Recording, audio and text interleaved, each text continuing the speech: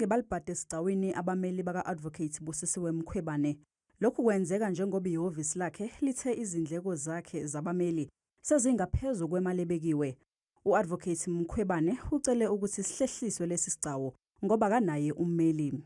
I think the best way is to postpone, Chairperson, so that we all go all out there and get the resources. Kodwa usihlalo wesigcawu usiphikisile isicelo sakhe. I don't think you have to determine what we do or not do as a committee that you are now accounting to as part of this inquiry. And so I don't think that I hear what you're saying. I don't think that it will therefore stop us from proceeding. Kugcine sekusuka impi yomlomo phakathi ka-Advocate Mkhwebane nosihlalo wesigcawu.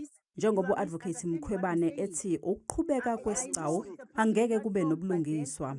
Actually, I was not even finished when you allow me to speak. You are not going to interject whilst I'm speaking. But then it was you are not going to interject whilst I'm speaking. They can't participate without my legal team. Please mute her.